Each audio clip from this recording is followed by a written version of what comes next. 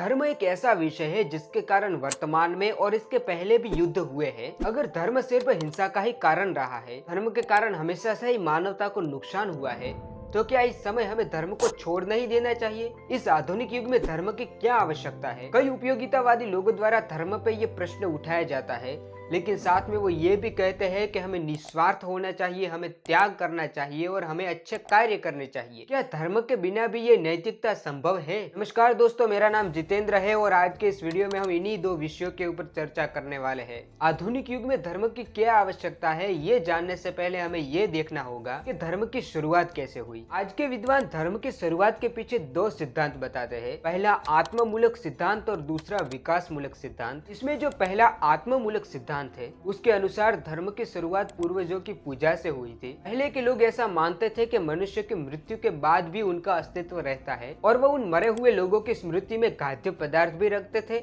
और साथ में उनकी पूजा भी करते थे। उनका ऐसा विश्वास था कि हमारे इस शरीर के अंदर भी एक सूक्ष्म शरीर रहता है जो ठीक बाहर वाले शरीर के जैसा ही दिखता है। जब हमारा ये शरीर मर जाता है, उसके बाद भी वो सूक्ष्म शरीर जीवित रहता है और जैसा जैसा हमारे इस मरे हुए शरीर के साथ होता है, वैसा ही उस सूक्ष्म शरीर के साथ भी होता है। माने अगर इस शरीर को चोट लगी तो उस शरीर को भी चोट लगेगी और इसीलिए मृत शरीर को संभाल के रखने के लिए उन्होंने पिरामिड वगैरह की रचना की। अगर आप मिस्र, चीन, बेबीलोन और अमेरिका के धर्मों को देखेंगे तो उनकी शुरुआत ऐसे ही हुई है। आधुनिक विद्वानों के अनुसार धर्म की शुरुआत के पीछे का दूसरा कारण है विकास मूलक सिद्धांत। इसके अनुसार धर्म की शुरुआत प्रकृति की पूजा से हुई थी। मानव ने जब अपनी ओर प्रकृति के विविध रूप देखे तो वह उनसे प्रभावित हुआ और उनकी उपयोगिता के कारण पूजा भी शुरू कर दी। प्राचीन यूनानियों, जर्मनी, स्कैंडिनेविया एवं कई हद तक आर्य धर्म भी प्रकृति की पूजा से ही शुरू हुआ दिखता है। अब अगर हम सनातन धर्म की शुरुआत की बात करें तो वह पहले सिद्धांत पितृ पूजा से शुरू नहीं हुआ है, क्योंकि अगर आप हमारा सबसे प्राचीन ग्रंथ ऋग्वेद देखेंगे तो उसके अंदर हमें पितृ पूजा का कोई भी अस्तित्व नहीं मिलता। अगर दूसरे सिद्धांत प्रकृति पूजा को देखें तो वो हमारे धर्म के अंदर अवश्य है, किंतु हम सारे विश्व से विशेष इसीलिए है कि हम वहां तक अटके नहीं। अगर हम इन दोनों सिद्धांतों का समन्वय करके देखें तो हमें पता चलेगा कि धर्म की शुरुआत हमारे शरीर की सीमाओं के पार जाने के संघर्ष में हुई है। मनुष्य ने पितृ पूजा की शुरुआत की, अर्थात उसने इस शरीर के नष्ट होने के बाद भी हमारे अस्तित्व को खोजने का प्रयास किया। उन्होंने प्रकृति पूजा की शुरुआत की, मतलब कि उन्होंने अपने चारों तरफ चल रहे प्रकृति के कार्यों के पीछे की जो शक्ति है उसे जानने का प्रयास किया। अर्थात मनुष्य इस शरीर और उसकी सीमाओं से खुश नहीं है, वो इससे भी परे जाना चाहता है और इसीलिए उसने संघर्ष शुरू किया। अब ज्यादातर धर्म तो पितृ पूजा और प्रकृति पूजा पे ही अटक गए, किंतु सनातन धर्म यहाँ तक नहीं अटका। उसने इन रहस्यों को खोज निकालने का पूरा प्रयास किया। जब उन्होंने उस शक्ति को खोजने की शुरुआत की तो एक स्तर पर पहुंचकर उन्हें पता चल गया इन इंद्रियों और शरीर से उसे प्राप्त नहीं किया जा सकता। उन्हें शरीर की और मन की सीमाओं का पता चल गया। वो जान गए कि ससीम शरीर से उस असीम शक्ति की प्राप्ति नहीं हो सकती और फिर वो अपने इंद्रियों से कुछ पा जाने का स्वार्थ छोड़ देते हैं। वो समझ जाते हैं कि हमें इन इंद्रियों के सुखों के स्वार्थ का त्याग करना ही होगा और यही त्याग सारी नैतिकता का आधार है, वरना क्यों भला कोई किसी का अच्छा करेगा। अगर उपयोगितावादी और धर्म को न मानने वाले लोग ऐसा कहते हैं कि मानवतावादी बनो और सुखी रहो, तो ये प्रश्न अवश्य उठता है कि हम क्यों मानवतावादी बने, क्यों किसी का भला करें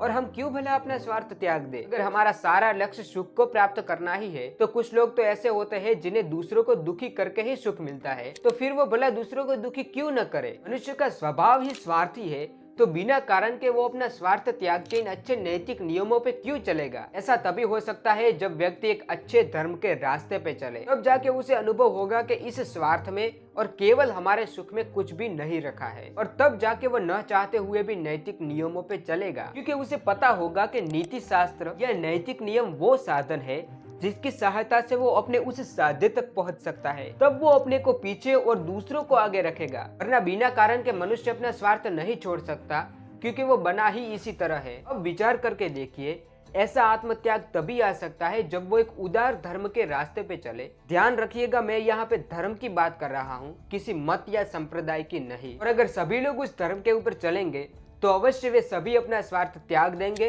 और केवल कार्य करने के लिए ही कार्य करेंगे, क्योंकि उस धर्म के आधार पर ही उसे पता चलेगा कि हमारा यानी कि मनुष्य का लक्ष्य केवल प्रकृति या फिर उससे मिलने वाले सुख नहीं है, बल्कि वो तो उससे भी परे की वस्तु है। और इसी कारण आज सारे विश्व को एक उदार धर्म की आवश्यकता है। अगर आप भारत के इतिहास को देखें तो ज्यादातर ऐसे आध्यात्मिक लोगों ने ही समय समय पे राष्ट्र को शक्ति प्रदान की है। सोचिए कुछ लोग ऐसे बनने से राष्ट्र इतना शक्तिशाली हो सकता है कि 1000 वर्षों की गुलामी के बाद भी वो टूटता नहीं। तो विचार करके देखिए, अगर सभी नागरिक ऐसे हो तो इसकी क्या स्थिति होगी। आशा करता हूँ आप मेरी बातें समझ पाए होंगे। और हाँ, हमने ज्यादातर बातें स्वामी जी के ज्ञान योग से ली है। अगर आप इसका और भी अध्ययन करना चाहते हैं तो ये पूरी पुस्तक पढ़ सकते हैं। मिलते हैं हम अगले वीडियो में, तब तक जय श्री राम।